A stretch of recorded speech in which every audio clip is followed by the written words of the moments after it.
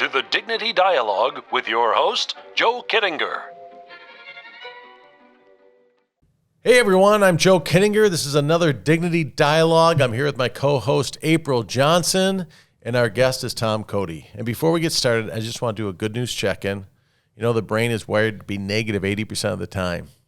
I know for most people, not all people, but there's so much negative energy coming into our news feeds and into defensiveness in various parts of our life. That let's start with a good news check-in. So April, starting with you, what is going good in your life? What is going good in the world for you? Well, lots of things. But the thing I'm going to point out today is because I'm sitting at this table looking. I know some of you can't see our wall, but I'm looking at the wall and I'm looking at a brand new curriculum for operational communication. And being the director of curriculum and coaching here at Prophit, it's super exciting to see just that constant stream of new curriculum, new ways that people can learn, new ways that people can grow in their leadership and in their personal, just being who they are. And so it's exciting to see it, and I'm really proud of our team, all the hard work that they've done. Yes, it's been hundreds and hundreds of hours. Mm-hmm. Yeah, very good. All right, Thom Cody, how about you? I'll pick two things. I'll pick personal. I just found out not too long ago I'm going to be a grandfather for the first time, so I'm pretty excited about that. And my eldest son is engaged, so that's big news. Taking a camper out of storage to begin camping season, so that's pretty exciting. Professionally, had breakfast this morning with a very dear friend who I met doing the work that I do, and it was fun to celebrate all the progress that he has made as a leader in his company, and starting to think about what comes next, because he's almost 50. So, whoa, oh boy, we had a moment of silence so that he could deal with that. But it's TikTok, isn't it? It's like, oh my gosh, I'm gonna be 53. He was teasing me about all my gray hair, and I said, I don't know how to break this to you, friend, but if we take a selfie at the end, I think we'll look like twins. Oh, that's cool. Good news for me. We ended the season not too long ago with in the lacrosse world. You know, lacrosse, where it was one of the first sports in America. Okay, where you have the little net and you throw this ball. It's like hockey with sticks and you throw the ball around. And my daughter's into it. She scored 3 goals at one of the Saturday events I went to. It's awesome. It's awesome. You know, and what's really cool is just meeting the parents and having some good camaraderie. I'm like, hey, lacrosse buddies, I'm here. And, I brought coffee to them. Now I'm bringing things to them because if it's cold, they don't have coffee in the concession stand. So I have a thermos, and I surprise them with all that fun stuff. That's awesome. Professionally, the spring power-up was fantastic. For those of you who don't know, we do 2 Prophit power-ups a year. In the spring is a shorter 3-hour event. In the afternoon, it's free to the community. And business leaders and non-business leaders in the community. And then we have an upcoming fall one at Lambeau Field, so you can be checking out our website on events and workshops to find out when that is. That is a paid event where we bring in multiple speakers and have a full day focusing on you as a leader and taking your game to the next level. And Thom was our guest at the spring Power Up. And you got like 5s, like bunch of 5s, like lots and lots of 5s. We had over 100 people show up, which was wonderful. We love being supported that way. It makes it worth our while, right, when you do things. And you just, you blew them away. Well, thank you. It was a tremendous group of people in the room. It was really exciting to see it was the opportunity to connect with a lot of surprise folks that I didn't expect to be there. So that was exciting. And then to have conversations with folks that you guys have had such a profound impact on. Anytime you get a room full of people together, it's good fun. So thanks for asking, and it was an honor to be there. Absolutely. And as you hear Thom speak, you're going to be wondering, what is that accent? So I was sitting, with a group of folks while you were presenting, and they're like almost to a point where some of the part you couldn't understand, you weren't listening to your content because you're just focusing on, what is that accent? So could you explain your accent to people so you can get that out of your brain as we move into this topic? So there's a bit of a story. When I was a kid growing up, I have a sister and I have a mother who was brilliant. Most of our family relatives, when we'd go to visit, was a minimum of about a 2.5 hour car ride away. And in order to keep my sister and I from scrapping in the back seat, my mom had all these creative games, one of which was saying different things like the national anthem, the Pledge of Allegiance and other things in an accent of your choice and imitating people that you love. And so I am of Irish, Scottish descent, but we would imitate anybody that you could. So there were things that were great. There was a lot of that. There was Russian. We were very excited to be on this trip to go to see soybeans and cows and pigs. And then once my kids got older, and I talked a little bit about this with folks on Monday, they introduced me to the Snapchat. I always put the in front of all of these wonderful social media platforms because it irritated my kids. And my daughter had me do an impersonation of Shrek.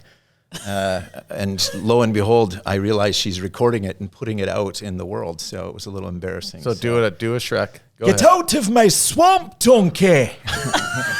That's awesome. So periodically that, if you live at my house was a little crazy. None of my children speak in their God-given voice, nor do they answer to their God-given name. They all have nicknames, and periodically you hear things like, "Get out of my swamp, donkey! What are you doing in my room?" And other great things like that. So. See, quirky. Yes, Quirky and so, Love it. I'm a mime and a mimic, so if I've been in Canada, I will be Canadian, and if I've been in the South, everything's great. Bless your heart. You can say bless your heart to anybody. And I learned from a Southern person recently that that's like cursing at someone. Yes. Which really? I thought was really somebody being kind. So apparently I get cursed at a lot because they said bless your heart to me. Like you're a good looking person, bless your heart. So I think they were lying to me. So. All right, so this comedy minute was brought to you by Thom Cody. Sorry. No, this is awesome. I love it. So now you can rest assured that now you've identified any sort of accent you hear. Correct. Today is actually a topic that is probably the most powerful that we've ever shared on this program. It's about dignity and grief. And when I met Thom, he was in heavy grieving, and I'll let him explain the story, and he still is. And then we had our spring event, and he shared his story, and it was presented in such a beautiful way. And I thought, for those of you who listen to this or want to send people this message, when it comes to grieving, how does dignity fit into that? So why don't you share your story, and we'll get into that conversation to help people.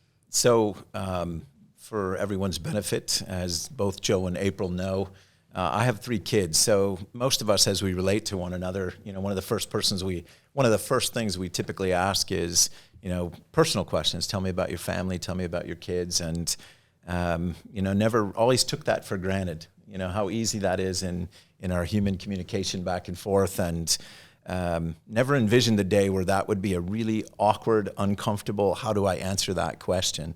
So I have 3 children.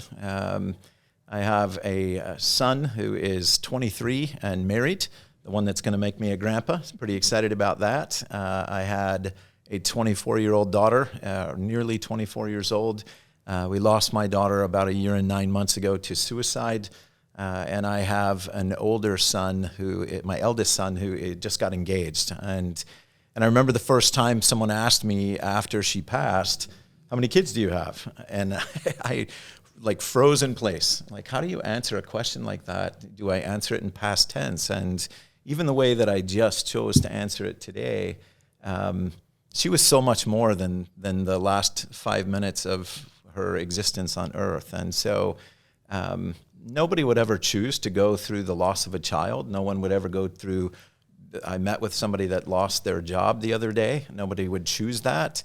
And yet I guess I've always tried to look at life and the things that happen to us as an opportunity. It's not what happens to us, it's what do we do with it. And so I have tried to honor my daughter by and help people, because I guess one of the things I've learned going on this journey is grief is something that we're not very good at it,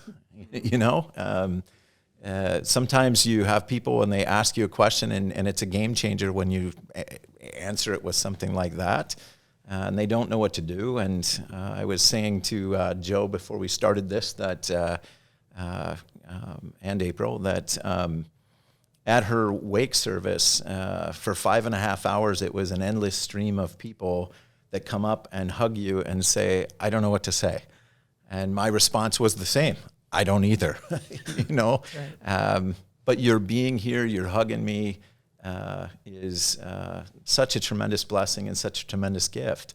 And so I guess I have tried to honor my daughter. And my Graham used to say to us, you know, in order for things to be different, you need to be different. And how do you take something that is a really bad, awful, and bring some good out of it? And my daughter was one of those people that tried to do that in every corner of her existence. And so,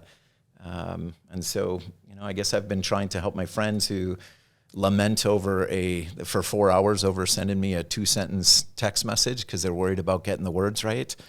Don't worry about that. You know, you could just say, thinking of you, love you. You know, just wanted you to know I'm out here, and if you need something. So whenever I've had the opportunity to speak in the last 1.5 years, I've tried to weave that into, because we're not the only family that has suffered, and I just want people to know they're not alone, right? Yeah. That we are here together, and we can get this through this together. And I guess you're only as alone as you want to be in this world, right? Mm-hmm. And so I don't want to be alone in a room full of people, right? So I don't know if that answers your question. Alone in a room full of people. Tell us about that. So sometimes, you know, I think about how we, as human beings, we hide from struggle, we hide from fear, and we struggle alone together. You know, we can be in a room full of people and everybody's struggling with something. A simple example, back in the recession of, 2008, our business, like many businesses, was adversely impacted. And, you're sitting around a table trying to figure out what to do, and you got all these lives counting on you, both in terms of your employees and your families. And it occurred to me one day, I'm sitting with my father and my business partner, Gina, and we're all obviously struggling, but we're not talking about it with each other. And I think grief is very much the same way. Husbands and wives, you grieve differently. No one knows a mother's pain like another mother, but no one knows a father's pain like another father, and certainly the father of a daughter. And so there's a tendency to kind of go it alone, I don't know about you guys, but when I was growing up, you were taught to, pull yourself up by your bootstraps. And, Tom Hanks' famous line, "There's no crying in baseball." That's so true. I think that's particularly in our Xer. We're all Xers here, right? I was just meeting with Carly. I did a check-in with Carly, and she goes, "God, look at your schedule. You just go to the next thing, and then you go to the next thing, and then the next day hits, and you go to the next thing." I said, well, our generation was taught that you just keep going. Right. This whole pausing and reflecting thing, we don't do that. That doesn't pay the bills. But we should, right? It's not wrong. Right. It's just, it's so true that we just kept going to the next thing. Mm-hmm. Well, and I think with leaders, over the last, 25 plus years has been challenging leaders, especially, leaders in the C-suite, because you really have the privilege and the responsibility of shaping your culture. Is some things are more important than other things.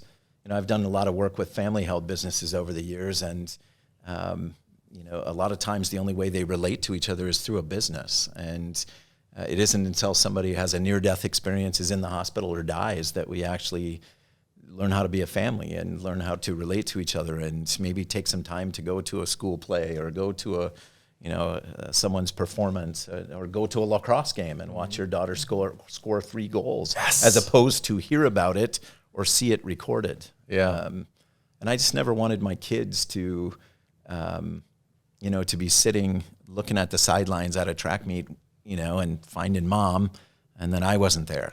I remember that because, my dad traveled a lot when I was a kid. He tried his best to be at as many things as he could. But he, couldn't always be there. And so, that struggling alone together, why we're pack animals. Why wouldn't we why wouldn't we share our struggles with one another? Many hands make light work, as my Graham used to say. And as it applies to grieving, as it applies to, trying to figure out what do we do in a recession in our business, to, everything in between, you're only as alone in this world as you want to be. And some of us are fiercely protective of looking like I know what I'm doing, and all the time. Right. I The got whole news fake for it you. to make it. Yeah. That's what we're taught. Fake it to make it. Absolutely. And, the story we tell ourselves is we got this. And way too many times, I don't got this. And I don't want to be alone. So, and if it makes me look weak or it makes me look like a fool, I made peace with that a long time ago. Being God's court jester down here on earth, giving entertainment to the rest. When you're weak, So, you are strong, right? Amen. Like vulnerability. Brene Brown writes books and books about it. She's Absolutely. It's so true. You want to influence another, get real with yourself. Yep. So. Yeah, I think what April, all the work you've done with teenagers and young adults, obviously little children. When you reflect on your work with teenagers and young adults, April's gift is just bringing out the truth in people, like going there. She's not afraid to go there with someone. And you do it in such lovely ways and safe ways. We have even grown, 55-year-old men. I remember we just had a purpose reveal, and he's like, I thought it was going to be 10 minutes. And I sat there with April, and it was 2 hours. She pulled it out of me, and it felt great, It was an honor. But when you think of that age group, April, just 20s, 18s, and what are some of the struggles and, that you had firsthand knowledge that they confide in you and share with you, and any wisdom on this just topic of helping, Sure. Well, I think the biggest thing that I notice is that age group has a great deal of expectations that I think in many ways they put on themselves. That they have to have it all together. Yeah. They're, that age group in particular, we hear a lot about that they are entitled, that they're lazy, that they're, X, Y, Z, and so many other things. And so they put a lot of expectation on themselves. They notice each of their failures. They pay very close attention to the thing that doesn't fit, that doesn't work, that doesn't look right, that it doesn't fit with what they're supposed to be. And that is a lie. Amen. Yeah. Amen. It's a lie. Amen. And it's sometimes really hard to sit through some of those conversations, because it's like, as a coach, I just want to grab them and be like, do you have any idea how fantastic you are? You are the most amazing person I've ever met in my life. Right. And you just, you could list 15 things in 30 seconds that you don't like about yourself. And in those same 30 seconds, I could come up with 75 things I think are amazing about you, And so getting to that place of not needing to care about what other people think you should care about for yourself. Whether that's what you want to chase, that dream that you want to chase, that somebody says, oh, you're not going to make a living doing that, or that goal that you think you can achieve, that everybody points out the 7 reasons why you won't get there, sometimes I want to look and tell people, stop talking. When it comes to what you speak into young people, you're just like, I'd like you to just do this, just stop, because it's not helpful to point out the things that you think they're not achieving, or the things that you think they aren't smart enough to do, or they're not interesting enough for someone to pay attention to them, because they will get there in their time. Yeah, they'll get there. And I love, we did, didn't we? We did. We did. And you know what? Here's the deal. Like, this is something that I've really grown in this area, and being able to get to people's truth and all that. But I was not there when I was 20-ish. Right. I was a complete and total mess. was but a I need to hot have mess. 57 years of experience in the next 10 minutes, right? Right. Yeah, we right. we all had an opportunity to get to this place. And I think quite often in young people that I work with, they don't feel like they have the opportunity to get to somewhere. They just have to be there. They just have to be all better. They have to be okay. They have to not be messed up. And that's really hard. And I've worked with families and I've worked with young people who have said, I'd just rather not wake up tomorrow. Yeah. I'd just rather be done because I know I'm not ever going to get to that place that I'm supposed to be at. And that is something that I think it's a grief of expectation. It's like grieving the expectation. Mm-hmm. And for young people, grieving is not an option. We don't give them that option to grieve the thing that they thought might happen when they graduate high school, and then it doesn't happen that way.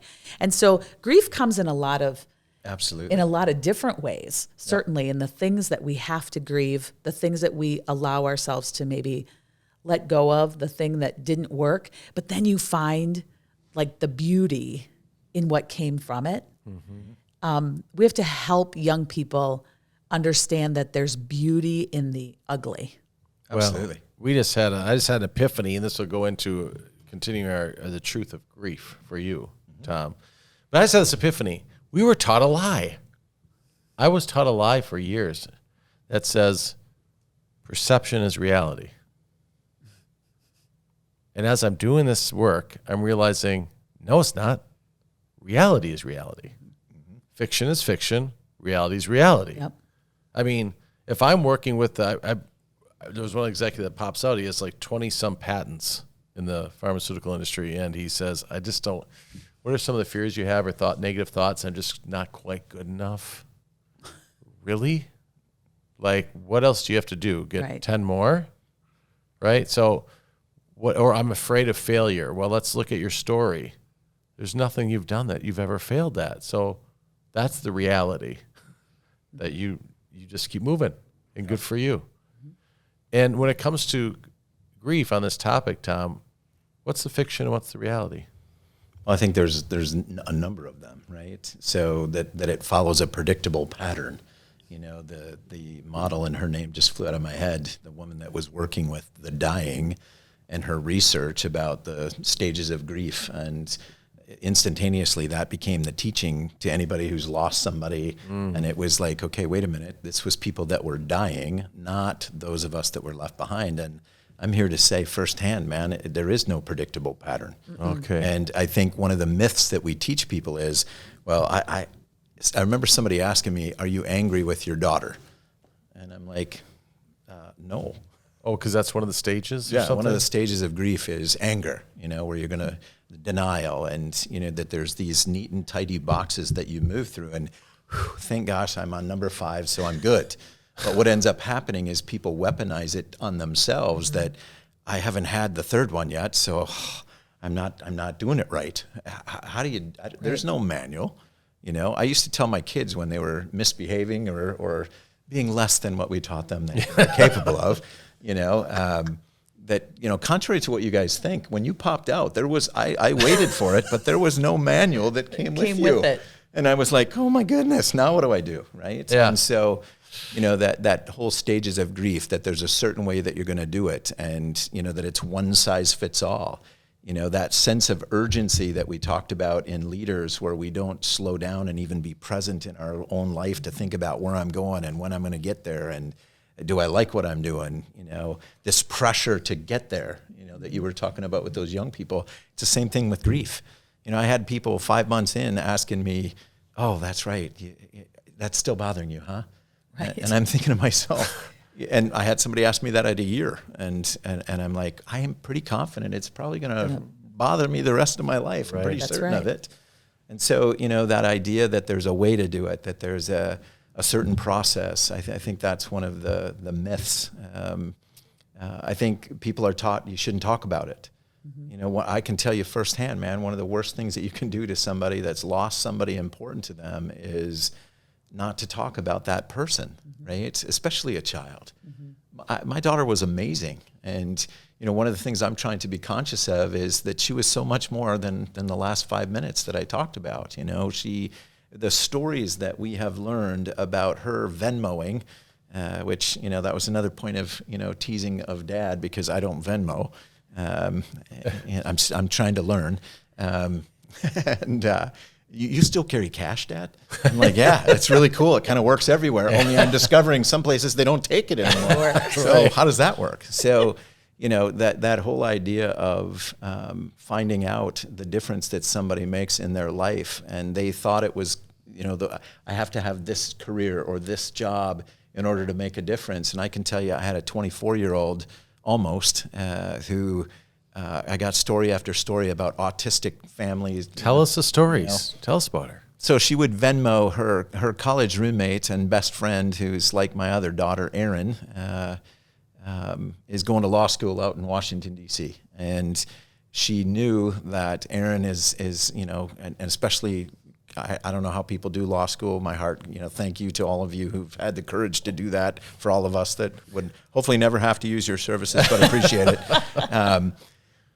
She would know that Erin would be strapping it, focused, doesn't know a lot of people, and so she would Venmo her $20 and tell her to go have a nice meal somewhere. I know you're not eating and taking care of yourself. Go eat something. My nieces and nephews talking about her Venmoing them $5 to go to, or $10 to go have a cup of coffee at Starbucks whenever they have their pumpkin spice latte or whatever it was that they drink. I think it was October. Mocha. It was mocha. It was the peppermint mocha or something like that. And pretend I'm sitting with you because I love you. It was the family of autistic children that she worked with that would tell us stories about the games that she invented and played with their children, or the shapes she cut out, and the songs she taught them. And hearing those stories of the impact of someone that you love that they had on other people, that's how you keep the memory of your child alive, or your loved one alive. Which kind of brings me to another myth, right? Okay. Is that there's a hierarchy of loss and grief. I will have somebody who literally just lost their mother or their father, who was like their bestie. We used to hunt together for years, and I looked forward to it. But that's nothing compared to what you're dealing with. And it's like, wait a minute. Right. There is no hierarchy of grief. There's some unnatural parts of what I've experienced. Nobody's supposed to outlive their child or their grandchild. But other than that, it's different, but it's no worse or better. We're not comparing here. No. And, I think about a friend of mine that was dying of a rare form of colorectal cancer, and he had a tremendous sense of humor about, of all the cancers I drew the lot in, I had to get that one, right? That nobody wants to talk about. Said something about, a brown ribbon, that's our thing. And I remember one day when we're talking about all of this, and he said, there's no way I'd want to trade places with you. And I'm like, but Rob, you have two beautiful children and a wife, and you're dying. And he said, I would never trade. I'd never trade. And he was one of my great teachers about grief and loss, and even before I lost my child, right? That your story is your story, your struggle is your struggle, and it's not a competition. And I think that's one of the ways that young people, and I don't think it stops as young people, we put pressure on ourselves that my suffering isn't enough. Right. Right. And it's like, wow, the guy that had the patents. I'm sorry. So you had 10 patents on life-saving medications, life-changing medications, but that wasn't enough. What a lazy guy. Can you get after it and do something else? I mean, it's mind-blowing. Yeah. So I think there's a lot of myths, that there's a way to do it. There's a time frame that you do it. My mom was my best friend and my first confessor, my first teacher. I'm sure she lost hair and got gray hair because of the things I shared with her that I did, that I wasn't particularly proud of. There was plenty that I shared that I was proud of. And she died in 2009. And the other day I picked up the phone because I was excited to tell her something. And I picked up the phone and I dialed the first 3 digits again. to call my mom. And I'm like, well, that's going to be a long distance phone call that I can't afford.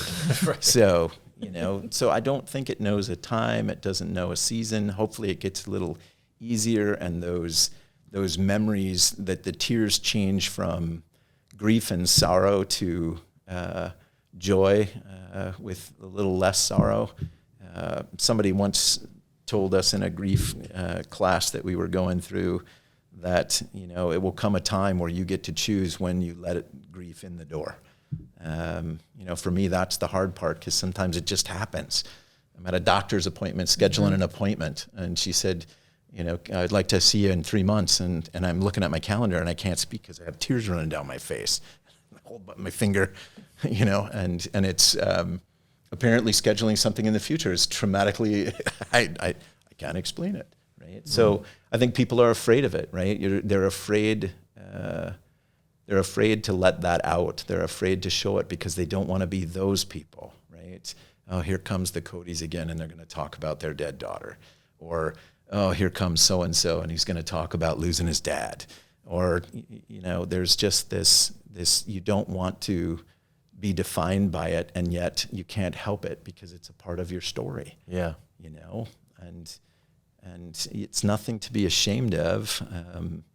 So, it's like most things in my life, I have tried to do what I can to help people to realize that, especially with young people, but I don't think it knows an age, that you always have been and always will be more than enough, because you exist. Right. Yeah. You're one of a kind. There will never be another you. And so, I think about how tightly wound young people are because they got to choose the right career because, it's the rest of my life. You're 22. Do you know how many things I've done in 57 years? And I'm still trying to figure it out, man. Right.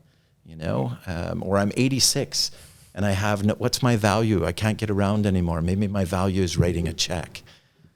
You have forgotten more about life than I will hope to know. Your value is so much more than that. So, anyway, I think that's kind of it was my mission before my daughter died to have people understand that you matter because you're amazing and you're one of a kind. And since my daughter has passed, it's probably lit a fire to do more of that, and to help people maybe make peace with, bad things happen to people every day.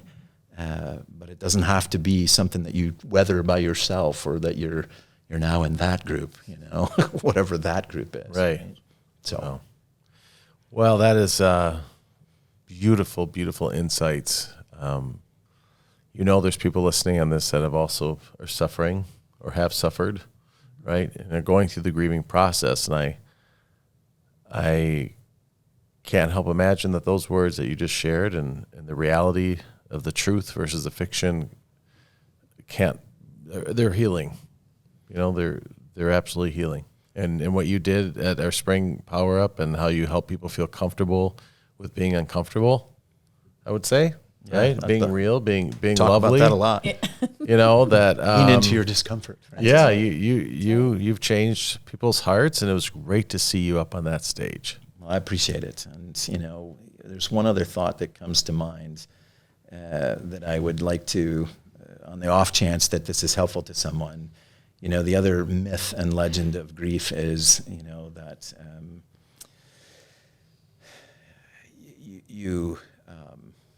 it just flew out of my head. It was so very important, and now it's gone.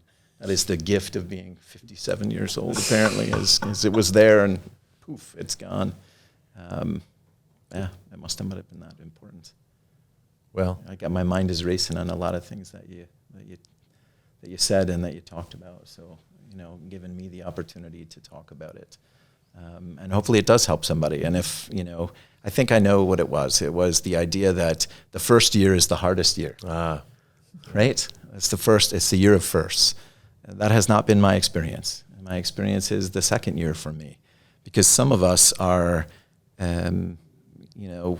one of the, I think it can be a gift and a curse, but one of the things that I have discovered that I can do is when bad things happen, I don't panic and I just know what to do. And so I've planned a lot of funerals for my mother-in-law, my mother, my daughter, and obviously I didn't do that by myself. but I know how to do that kind of stuff. And so the first year I had plenty of busyness and plenty of things to do. And suddenly in year 2, I don't have those things to occupy my time. And I found my own words, as some of my clients and friends like to, they like to feed them back to you. I'm sure you've never experienced this, either of you, as a coach, where they give you your own counsel back, which I always appreciate. And it was, what are you doing to take care of you? So if you're not talking to somebody, talk to somebody. I've tried to surround myself with people that are going to push me to, be better. I went and talked to some grief people. There's some great grief support resources. We did some of that together as a couple. We did some of that on our own. Find things that fill you up, whether we're talking about grief or leadership or, life. What are you doing to take care of you? We got to do a better job sometimes of that and filling our own cup, because if we don't fill ours, how do you fill somebody else's if yours is empty? So I guess that was the only other thought that I had. Thanks for your patience. Absolutely. Amen. You're such a blessing. You're so awesome. If folks want to just reach out to you or just contact you, or how do they reach out to your website? Or website, you feel free to call me. 920-819-2132 is my cell phone. Please tell me who you are if you text me. Email is tcody@pathmakers-inc.com. And, somebody once said to me, why do you do that? And I said, why do I do what? I was speaking at a men's conference and I wrote my name on the board and my phone number. And they said, I would never do that, because you're going to have 50 people calling you. And I said, I've done that for most of my life, and I've had 5 people call me, right? Maybe more than 5. Yeah. Because that's what we're supposed to do down here. We're supposed to look out for each other. And I am not a therapist, so if you're looking for that, I can't help you with that. I am somebody who's chewed some of the same ground, so I can do that with you, and maybe point you in a direction, because I'm a few miles down the road farther. But that's what we're supposed to do down here. So if there's somebody that wants to talk about something, I'm happy to help any way I can. Well, if you're listening and you are ready to get after just some of the thoughts that you have going on, reach out to us. We have a number of us coaches who help executives, who help individuals, just kind of get their head around things and point things in a good direction for your life and for your company and for your family, and wherever you are, we meet you where you're at. And that's the one thing the 3 of us have all lined on in the rest of our company. We meet you where you're at. You already are perfect. Okay. So now what? Perfectly you. You're perfectly you. So thanks for listening, Thom. Thank you for being here to share your message. Thanks for asking. April, awesome to always have you here. Thank you. I feel like I'm the meat of a really cool sandwich. Yeah. So thank you. Thank you for letting me be here today, man. And we'll leave you with the meat between a beautiful sandwich. This is Joe Kiedinger with another Dignity Dialogue. Thanks for tuning in. This has been the Dignity Dialogue with Joe Kiedinger. Talk at you later.